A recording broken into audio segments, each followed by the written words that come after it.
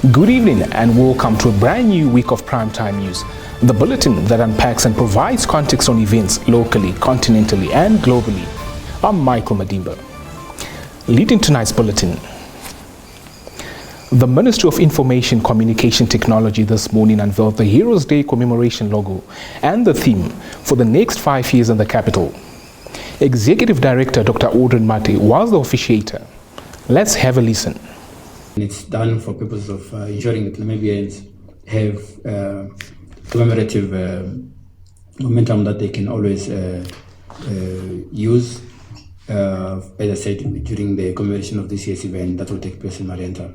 So indeed, again, just to reiterate the fact that these are non-political events. They are events that are necessary for the public to remember how independence came about in this country. Therefore, we ask all Namibians from all walks of life to come. The governor of Harada Bridge thinks that we can accommodate 10,000 people that we should be expecting. So that's a tall order. We hope that when they do come, they eventually will be able to ensure that we have an event that befits the day that we are honoring. Our next story emanates from Swakopmund, where the Independent Patriots for Change candidate, Louisa Kativa, has been duly elected as the Swakopmund constituency councillor at the just concluded Swakopmund by-election. Isabel Bento, our Irongo region correspondent, filed the story. First of all, let me say thank you very much for the community of Swakopmund. And also I can say thank you very much for the multi-God. For those times when we was campaigning, it's because of the multi-God so that we can make it. And I can thank you for my president, Dr. Banduleni Itula, who opened our eyes of the youth to say, Namibia is all we have, Namibia is not for sale, we shall save it. So I win the by-elections and I'm going to hold this office, but under the theme, which I can call love, care and faith. So therefore, I'm just encouraging the community of Swakopmund that Louisa Kativa will be in the original councillor now as a candidate, and everybody, the door is open for the people of Swakopmund and everybody is welcome. So I'm not going to lead this office alone, but I'm requesting all the people of Swakopmund, the community of Swakopmund, to come wherever I can fail. They can also help me, or we can hold our hands together so that we can take our Swakopmund to the good or the good destinations. Together we can make it. Staying with politics, SWAPO party members in the Chizunjupa region on Sunday elected Eames Namasib as their new regional political party coordinator. Our correspondent in that region, Molisa Simiasa, was at the event and compiled this report. The 59-year-old Namaseb obtained 34 votes out of the 66 votes cast at the internal regional elective conference, which took place at Otjiwarongo.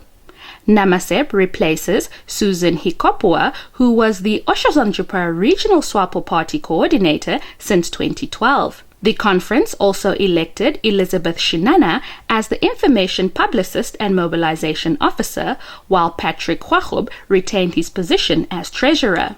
The three top regional leaders are expected to serve their party for a period of 5 years. Moving on.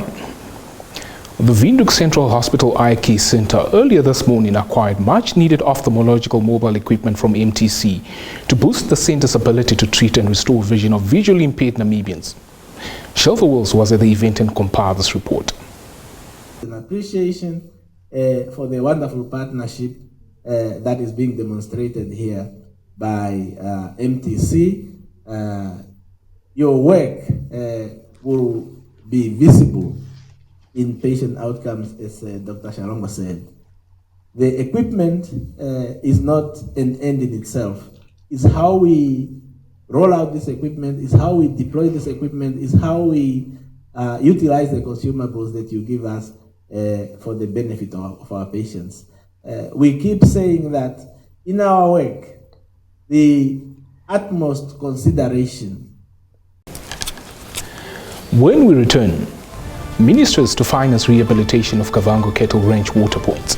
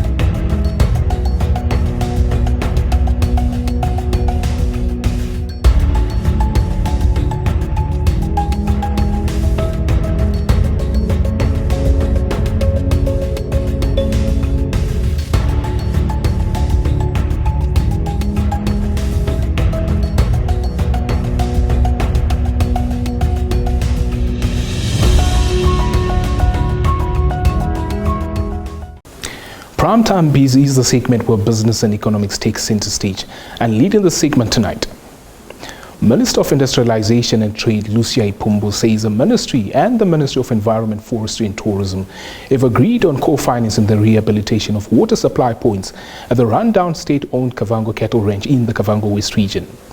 Sawi Al-Siku brings us this report. Ipumbu added in a statement issued on Saturday that the farm, administered by the Namibia Industrial Development Agency, had been in a bad state due to alleged mismanagement. Recently, 18 cattle carcasses allegedly died of thirst and neglect were found at the farm during a visit by the regional leadership. They also found most of the dams empty and that workers had moved out reportedly to avoid elephant attacks. The minister noted both parties have secured all necessary internal approval and endorsement, adding both ministries will finalize a memorandum of agreement to ensure a management plan to support both breeding and nature-based tourism enterprise development. Ipumbu said the Environment Ministry, through the Game Products Trust Fund, will assist in averting further mortalities. She said the upgrading and optimization of the cattle ranch was identified as a flagship project for value addition in the Growth at Home execution strategy for industrialization. Reporting for Primetime News, Isabel Bento. On to global business news. Kiev announced that the first UN chartered vessel set to transport grain from Ukraine under a deal to relieve a global food crisis was loaded with 23,000 tons of wheat on Sunday and is ready to depart. Lydia Pitiri reports. The MV Brave Commander will head to Africa, and Ethiopia will be the last country where the 23,000-ton cargo of wheat will be delivered, Ukrainian Infrastructure Minister Oleksandr Kubrakov said at the Black Sea port of Pivdeny in Yuzhny City to oversee the ship's loading. The minister later said on Twitter that the ship was fully loaded and ready to leave, but did not say when it would depart. The MV Brave Commander docked at the Pivdeny port close to Odessa on Friday. According to the Ukrainian Infrastructure Ministry, it will leave for Djibouti, from where the grain will then be sent to Ethiopia. It will be the first shipment of food aid since Kiev and Moscow agreed to a deal brokered by the United Nations and Turkey last month to unblock Black Sea grain deliveries after Russia's February invasion of Ukraine. The agreement lifted a Russian blockade of Ukraine's ports and established safe corridors through the naval mines laid by Kiev. Stay tuned for the sports segment, but first, the economics roundup and the weather forecast.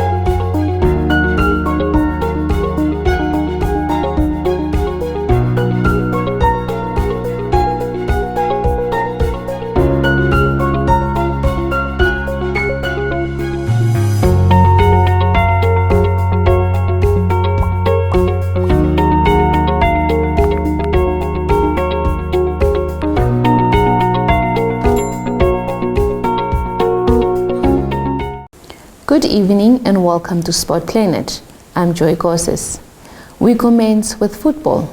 Brave Gladiators head coach Paula Shipanga says Namibia received a favorable draw for the 2022 COSAFA Cup scheduled for Gqeberha, South Africa from the 31st of August to the 11th of September 2022. The Brave Gladiators were drawn with Zambia, Lesotho and Eswatini in Group B. Speaking to Number on Sunday following the outcome of the Saturday draw, Shipanga noted that it was a competitive draw. On to some rugby. The Namibia Rugby Union Premier League saw exciting action over the weekend, with FNB Wanderers overcoming rivals Trasco United to remain top of the Premier League standings. After the completion of 14 league matches, 4 teams from the 8 that competed in the league season qualified for the semi-final playoffs that will be held during the coming weekend. FNB Rehoboth, FNB Wanderers, FNB Kudus and FNB Unam are the 4 teams that stand a chance of lifting the 2022 Namibia Rugby Union Premier League trophy on the 3rd of September 2022. Stand by for your sports roundup.